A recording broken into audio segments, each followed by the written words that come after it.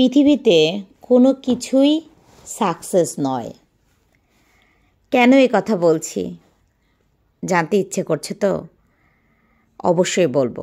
আসসালামু আলাইকুম, hello everyone. কেমন আছেন আপনারা? আলহামদুলিল্লাহ, আপনাদের দয়ায় আমি ভালো আছি। কি মনে হচ্ছে সকালে ঘুম থেকে উঠে পরোটা রেডি করছি? জি না, সকালে পরোটা রেডি করছি না। গল্প করব আর গল্পের সাথে সাথে একটা উত্তর খুঁজছি নিজের মনের সাথে মনের। তো ভাবলাম নিজের মনের সাথে যুদ্ধ না করে বরং আপনাদের সাথে শেয়ার করি, দেখি তো কেউ এই প্রশ্নর ঠিক উত্তরটা দিতে পারেন কি না। পৃথিবীতে যখন জন্মালাম বাবা মা ভাবলো এটাই তাদের সাকসেস। যখন হাঁটতে শিখলাম মনে হলো এটাই বুঝি সাকসেস। যখন কথা বলতে শিখলাম মনে হলো এটাই সাকসেস। ভুল ভাঙল। এরপর স্কুলে গেলাম, শিখলাম ফার্স্ট হওয়া সাকসেস। এরপর বুঝলাম মাধ্যমিকে স্টার পাওয়াই বোধহয় সাকসেস। আবারও ভুল ভাঙল। বুঝলাম উচ্চ মাধ্যমিকের রেজাল্টটা ধরে রাখাই হয়তো সাকসেস। এখানেই শেষ নয়।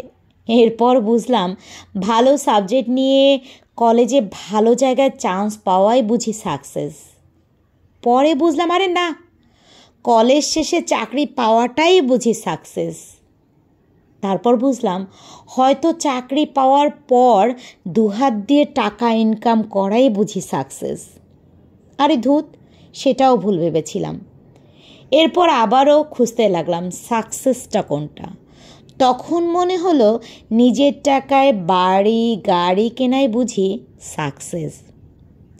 সেটাও নয়, নিজের টাকায় এরপর গাড়ি কেনাটা আসলে সাকসেস মনে হলো এক সময়। আমি তো আবারও ভুল ভাবলাম।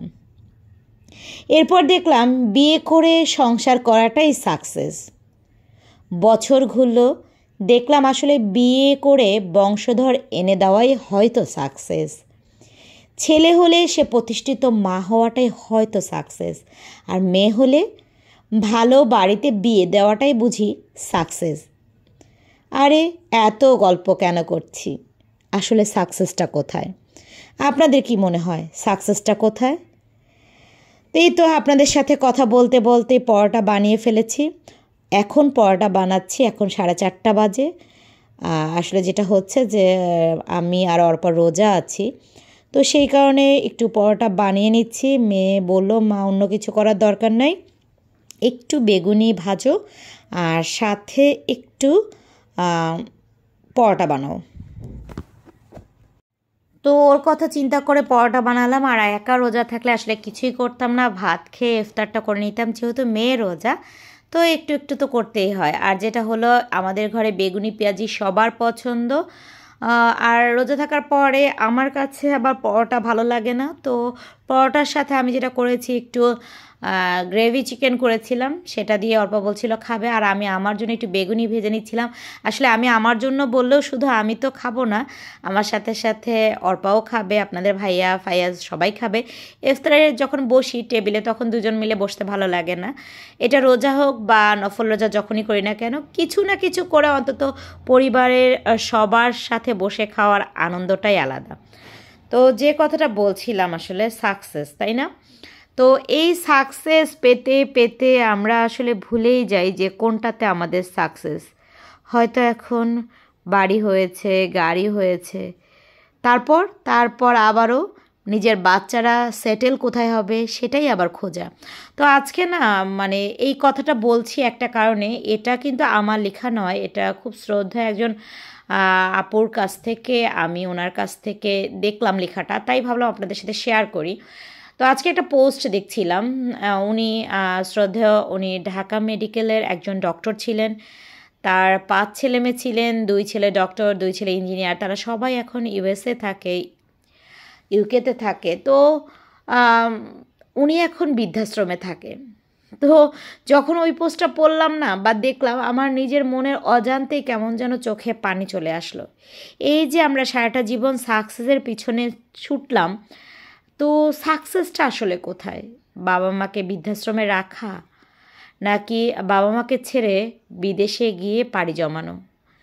তো তো এই সাকসেস খোঁজার জন্য কিন্তু আমরা কত কি সহ্য করি, তাই না? এই সাকসেস, বাচ্চাদের সাকসেসের জন্য কত স্যাক্রিফাইস, বাবা মা খেয়ে না খেয়ে বাচ্চাদেরকে মানুষ করে, তারা ভালো থাকবে, ভালো কেরিয়ার হবে। তো আমার কি মনে হয় জানেন, ডক্টর, ইঞ্জিনিয়ার বা আরও বড় বড় চাকরিজীবী যেই হোক না কেন, এটাকে প্রকৃত সাকসেস বলে না। উত্তরটা খুঁজে পাওয়ার জন্য খুব কঠিন হয়ে যাচ্ছে, তাই ভাবলাম আপনাদের সাথে শেয়ার করি। হয়তো আপনাদের জানা থাকলে আপনারা আমাকে এই কমেন্টের মধ্যে লিখবেন তো যে আসলে সাকসেসটা কোথায়। এই কথাটা যখনই ভাবি না তখন কেমন যেন কান্না চলে আসে। মনে হয় যে জীবনে অনেক কিছু চাই না আমি আমার ছেলে মেয়েকে সুশিক্ষায় শিক্ষিত করতে চাই, যাতে করে শেষ বয়সে ছেলে মেয়ে ডাক্তার, ইঞ্জিনিয়ার যাই হোক না কেন, অন্তত কোনো বাবা মাকে যেন বৃদ্ধাশ্রমে থাকতে না হয়।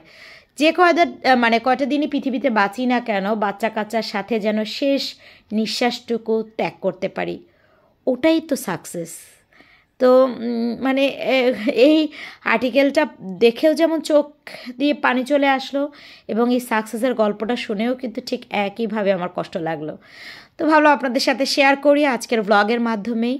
আর এই তো আপনাদের সাথে কথা বলতে বলতে পরোটাগুলো ভেজে নিচ্ছি, ইফতারেরও সময় হয়ে যাচ্ছে। তো এই তো পরোটাগুলো একটার পর একটা করে ভালো করে ভেজে নিলাম। আর যেহেতু ইফতারের সময় যাচ্ছে, টেবিলটাও গোছাতে হবে, রান্নাঘরটাও ক্লিন করতে হবে, তো ব্লগটাও বেশ অনেকটা বড় হয়ে গেল, তাই না? আর ব্লগটা যেহেতু বড় হয়ে গেল, তো এই তো ছিল ছোট্ট একটা ব্লগ। আর ব্লগ করতে করতেই, আপনাদের সাথে ভয়েস ওভার করতে করতেই মনে হচ্ছে যে সারা জীবনের জমানোর টাকাগুলো আসলে সঠিকভাবে আসলে ইউটিলাইজেশনই আমার মনে হচ্ছে সাকসেস, বা এটাকে আসলে ঠিকঠাক মতো আমি ইউজ করতে পারলাম কি না। আর এরপরে তো সবাই মিলেই আসলে কবরে শুইয়ে দিবে, তখনও আসলে হয়তো একটা সময় মনে হবে যে জীবনের কোনো কিছুতেই আসলে সাকসেস নয়, পুরোটা জীবনই হচ্ছে মানে একটা গোলক ধাঁধার মতো। আর যার মূলে আকাশ ছোঁয়ার আকাঙ্ক্ষা, এটা কখনোই হয়তো কারোই পূর্ণ হয় না।